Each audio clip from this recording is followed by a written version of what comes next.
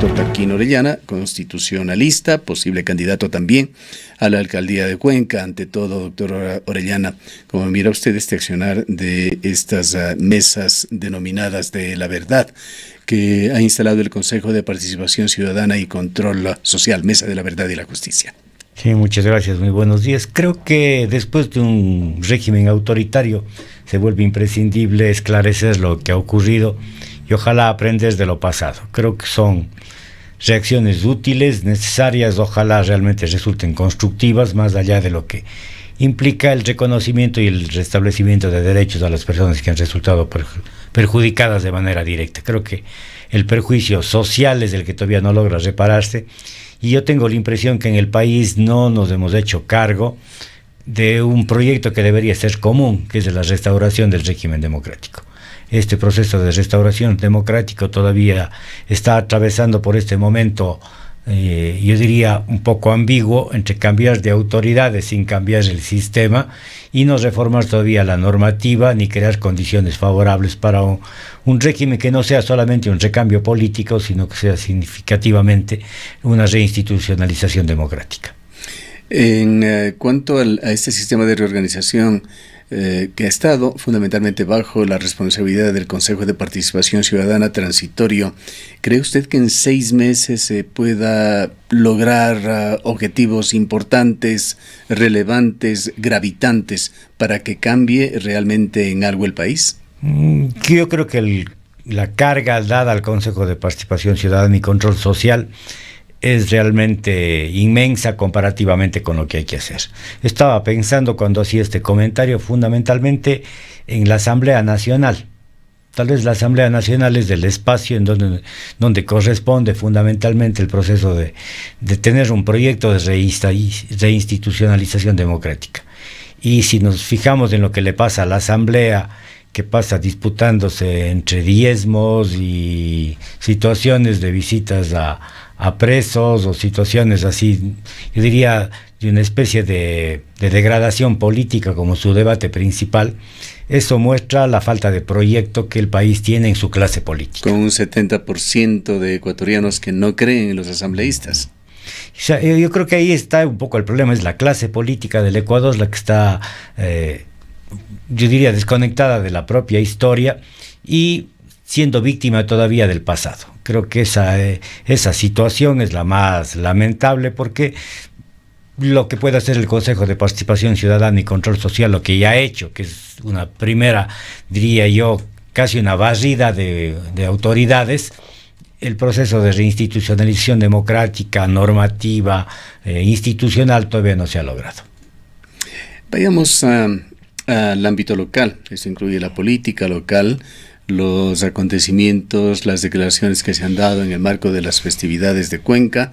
Es grato conocer sobre la gran imagen que tiene Cuenca afuera. Hemos escuchado a muchos ciudadanos de Quito, de otras ciudades del país, referirse como una ciudad, por poco podríamos describirle como una ciudad nórdica, donde todo es casi perfecto, donde hay un gran cuidado del medio ambiente, una ciudad limpia, una ciudad que vela por sus ciudadanos, etcétera, etcétera. Qué bueno que reflejemos esta imagen hacia extraños, pero aquí internamente conocemos de muchos de los problemas que sí tiene esta urbe. Entre ellos, y que se refleja justamente en estos problemas, está el permanente abandono, o por lo menos el aislamiento que tiene Cuenca al estar relegado de los más importantes planes de desarrollo nacional. En todo caso, su punto de vista, ¿qué saldo, qué balance le ha dejado a usted las festividades de Cuenca? Yo creo que lo que usted anota de alguna manera refleja esta sensación que tenemos los cuencanos. Yo escribí ayer en un tuit: Cuenca recibe al país, pero Cuenca no recibe nada del país. Y más o menos creo que es la sensación que tenemos del hecho de que efectivamente Cuenca sigue siendo un lugar yo diría, de algunos ejemplos importantes en el país, en su historia, en su trayectoria.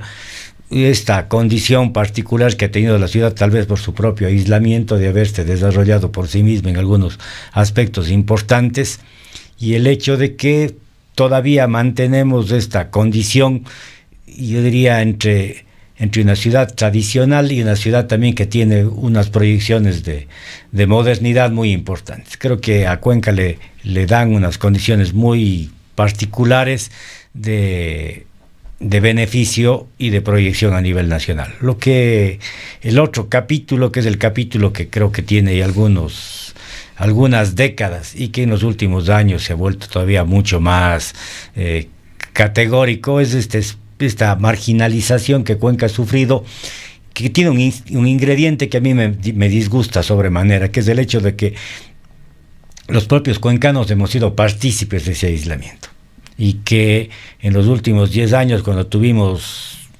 representantes importantes, no de la ciudad, representantes del gobierno, pero personas de la ciudad, son estas personas las que de alguna manera contribuyeron a hacer que Cuenca sirva exclusivamente o casi exclusivamente como esa especie de decoración a un gobierno una función utilitaria de Cuenca. Absolutamente, yo diría esa fórmula por la cual Cuenca aportaba al maquillaje de la corrupción, porque la imagen de la ciudad y la imagen de sus personas, la imagen de su historia, servía para eso. Creo que esa fórmula ha sido dolorosa para la ciudad. Creo que en eso los cuencanos nos estamos debiendo una reivindicación obligatoria, y creo que también en la relación que hemos establecido, que es otra de las cosas que me resulta incómoda al escuchar los planteamientos de parte del alcalde de la ciudad y la propia respuesta del presidente de la República, son estos planteamientos que van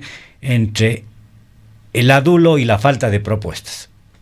La permanente gratitud, que es como una fórmula de quedas bien, como la fórmula por la cual se reclama. Aquí aclaremos a qué respuestas del presidente se refiere usted. La única y que nos ha quedado dando vueltas a la cabeza, realmente generando un cierto enojo, inclusive es aquellas frases de que no quiere saber el presidente de quiénes fueron los responsables, los culpables del proyecto Tranvía, y allí, aunque él no lo dice, de su fracaso, pues ha sido un fracaso la forma en que se ha ejecutado. Enhorabuena que se estén llegando a instancias finales y ojalá se vuelva un proyecto viable, sustentable, sostenible. Me refiero a las varias expresiones del presidente de la República, incluida esa cuántica de tener un aeropuerto internacional frente al hecho de que no tenemos ni siquiera servicio aéreo a Guayaquil.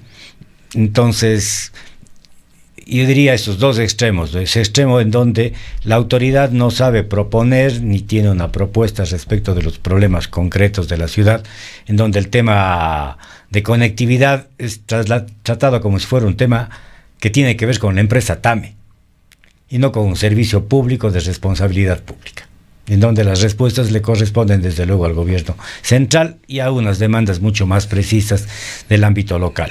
Y a esta otra condición que es un poco el presidente que pone como condición: si vamos a hablar del tranvía, no hablemos del pasado, no busquemos culpables, no hablemos de responsables, no hablemos de justicia en definitiva. Y creo que los cuencanos no debemos olvidar quien calla otorga. No debemos olvidar el hecho de que el proyecto del tranvía, más allá de las situaciones de orden particular, de las actuaciones de cada uno, en el orden político fue planteado y creo que ese es un tema que todavía está pendiente, fue planteado: tienen este servicio que están demandando como fundamental y a cambio viene la minería.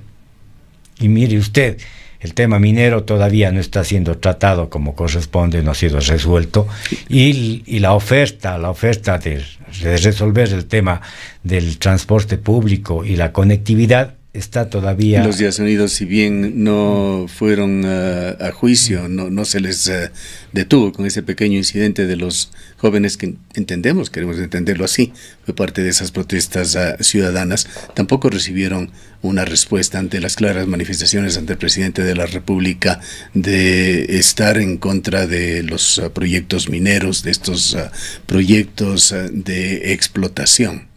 Definitivamente yo creo que los temas importantes no se tratan, y preferimos este discurso y este modelo políticamente correcto, pseudo cordial, en donde preferimos ignorar la verdad y en donde hacemos alusiones generales, entonces los cuencanos estamos felices de que nos digan que somos la ciudad más bella del país. Es muy drástico contradecir en la solemnidad de una sesión ampliada del Cabildo. Yo creo que lo cortés no quita lo valiente. Y creo que hay que saber expresarse en el orden institucional.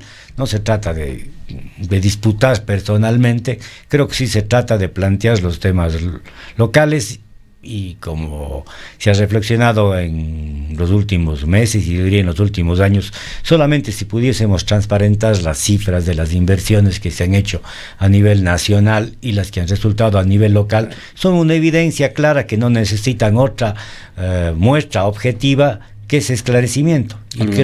Algo hemos dado de cifras ayer y hoy para sustentar la marginalidad con la que se manejan las inversiones públicas en la ciudad de Cuenca. O sea, si comparamos también las propias expresiones del presidente de la República, los compromisos que se adquieren en las festividades de Guayaquil, en las festividades de Riobamba, las que seguramente se harán en Loja, en los siguientes días, comparados con los de Cuenca, creo que sí vale la pena que nos demos el trabajo de mirar cómo nos tratamos y cómo nos tratan.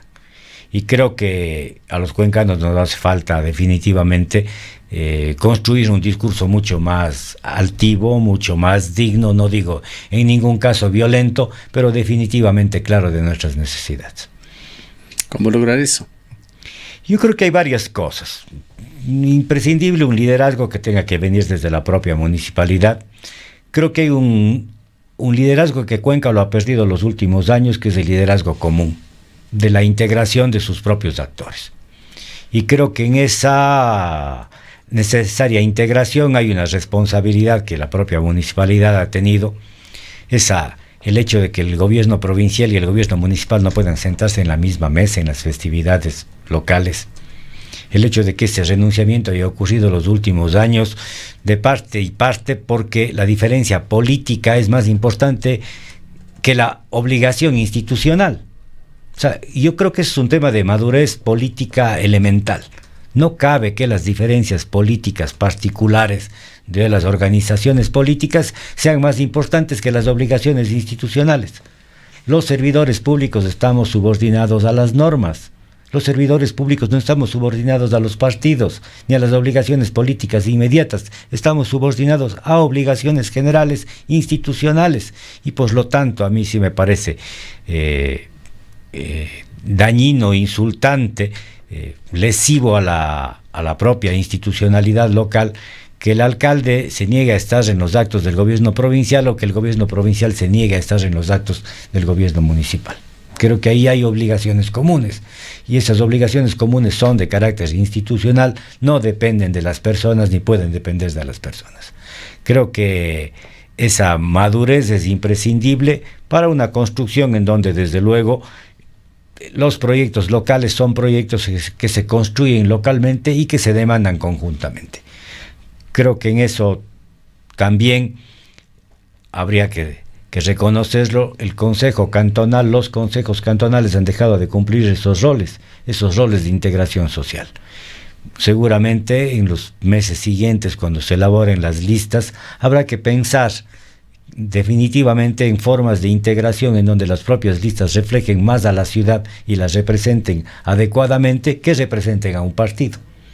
Y definitivamente yo pensaría también que en la próxima gestión del gobierno municipal, independientemente de quién sea el alcalde, es imprescindible que la ciudad vuelva a reconstituirse.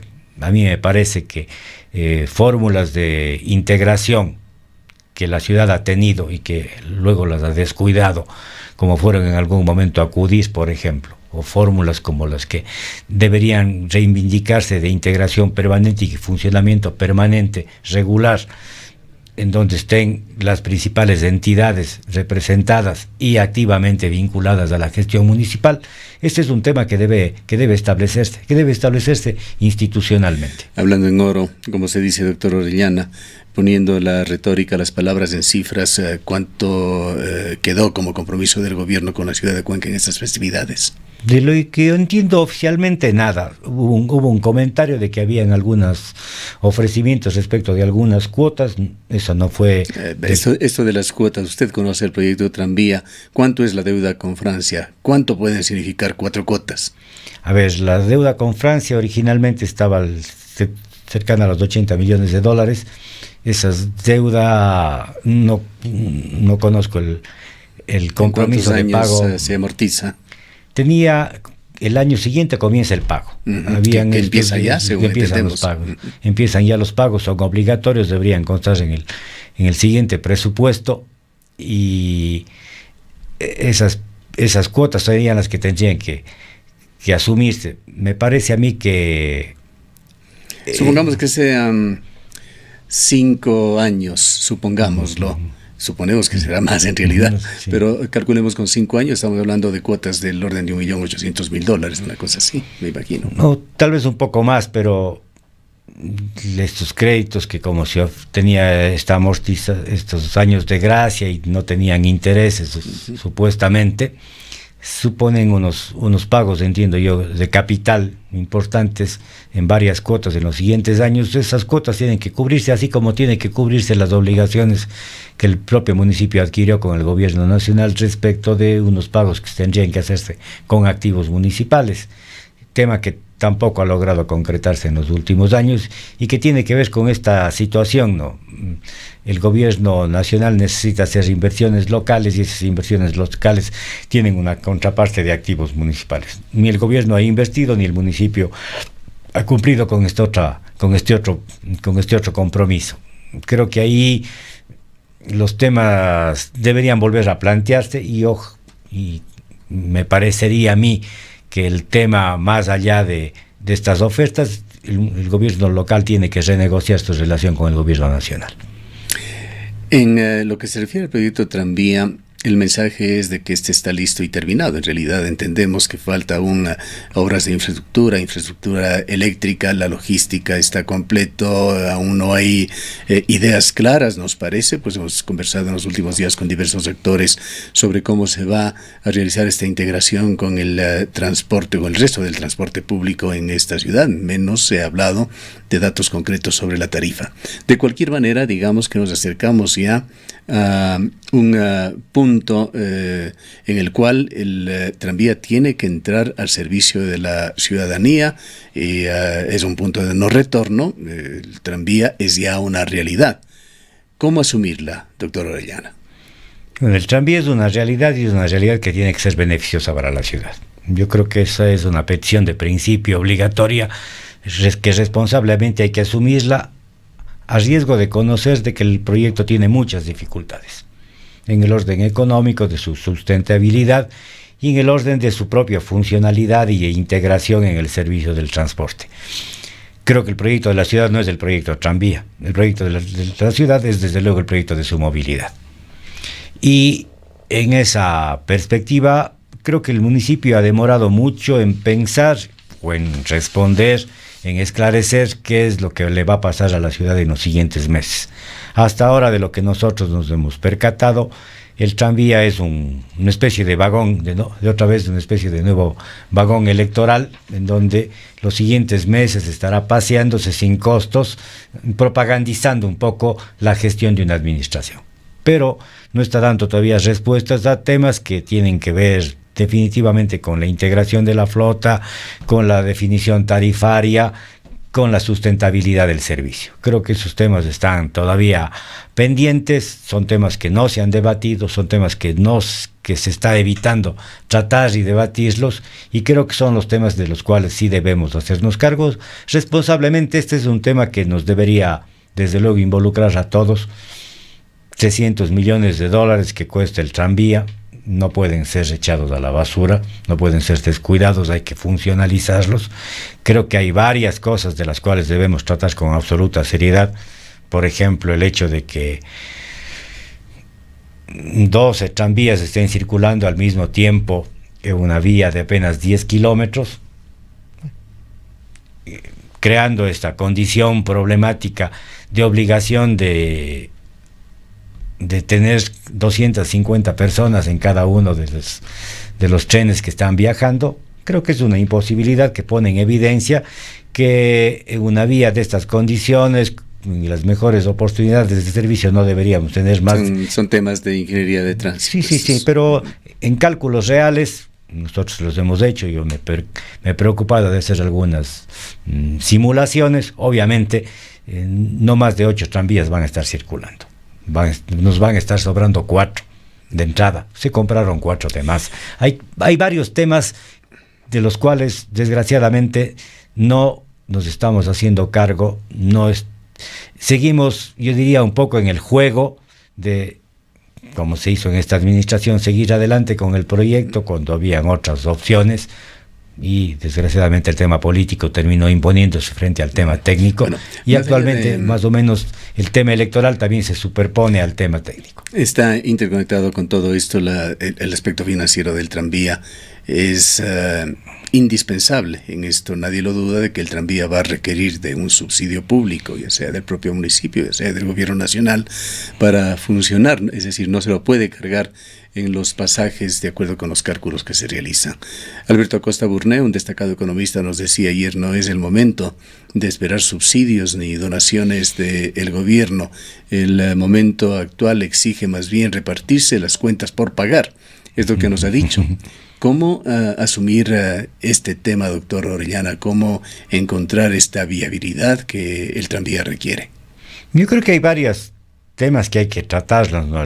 El asunto a nivel nacional, evidentemente, en un tiempo de crisis los subsidios se vuelven más difíciles, pero creo que tampoco deberíamos ignorar lo que nos ha pasado en los últimos años, y si Cuenca pasa cuentas con el país, nos están debiendo. Sería cuestión de hacernos quedar un poco de los impuestos que pagamos. Sí, yo creo que hay otro tema que está ahí pendiente, que es el tema del costo eléctrico, que es importante, y que algunos temas han comenzado a madurarse reflexivamente respecto de este impacto ambiental que debería ser subsidiado, y ese es a nivel nacional que deberíamos considerarlo, que es otro elemento. Hay el elemento turístico comercial que el tranvía podría tener, que significaría otras acciones paralelas para aportar a su financiamiento. Creo que hay varios asuntos, pero tal vez el más importante: cómo reconstituir el centro histórico de Cuenca.